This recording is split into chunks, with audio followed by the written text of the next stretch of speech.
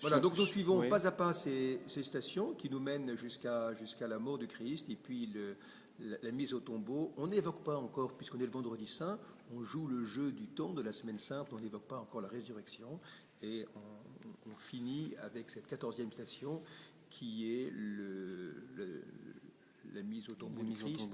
Finalement, excusez-moi mon père, mais catholiques, orthodoxes et protestants, tous peuvent faire le même chemin de croix. Bien sûr, oui. Bien sûr. Tous nous lisons le même évangile, tous nous avons la même foi en Christ, tous nous pouvons contempler cette scène, même si ce n'était pas initialement dans la tradition protestante de faire ce chemin, ils s'y sont associés bien volontiers, peut-être ont redécouvert aussi une certaine manière de contempler et d'incarner dans une marche, dans un chemin, l'évangile qu'ils connaissent parfois mieux que nous.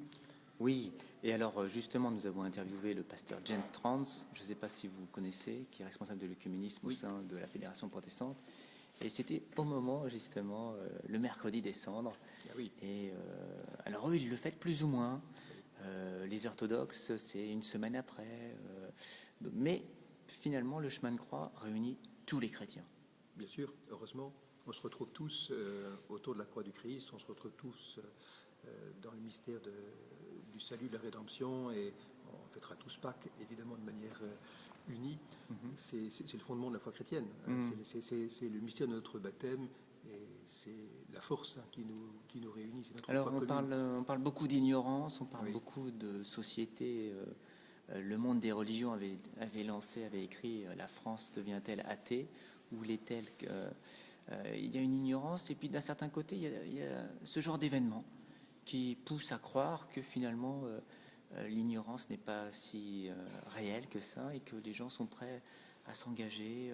Vous avez des groupes œcuméniques, des groupes aussi interreligieux au sein de votre paroisse. Donc pour vous, vous avez un regard positif quand même.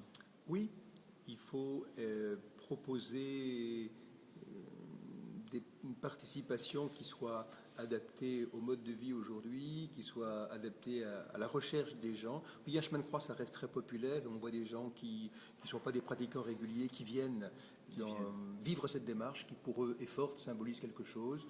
Dans ce cœur de Paris, qui est le Champ de Mars, on n'a aucune raillerie. On pourrait en avoir. Le chemin de croix, ça ne serait pas contradictoire. Mais les gens sont très respectueux, même les gens qui sont autour. Souvent, certains n'étaient pas prévenus et se greffent au chemin. Je crois qu'il faut proposer des choses simples comme ça, dans lesquelles les gens peuvent se retrouver. Et bien sûr, dans la paroisse, on est assez sensibilisé, comme dans beaucoup de paroisses de Paris, il y a toutes les questions de dialogue entre chrétiens. Donc ce chemin de croix en est un exemple. Et le pasteur et les deux curés de la paroisse prendront la parole dans ce chemin de croix, chacun leur tour, méditant chacune des stations.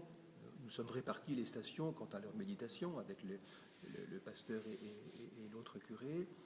Mais aussi à la paroisse, nous sommes assez sensibilisés au dialogue interreligieux. Et on a créé ici à Saint-Léon, il y a 6 ans maintenant, un groupe de dialogue interreligieux avec nos frères juifs qui ont une synagogue à Dat Shalom, tout proche de la paroisse, sur le territoire de la paroisse. Quelle rue ? Rue Georges Bernard Shaw. Et aussi, un petit peu plus loin, sur le territoire de la paroisse Saint-Christophe de Javel, la salle de prière musulmane. Et donc nous avons avec eux 2-3 rencontres par an. Hier soir, on avait une grande table ronde, aussi avec un invité musulman et un invité juif, autour du thème « Faut-il attendre le Messie ?»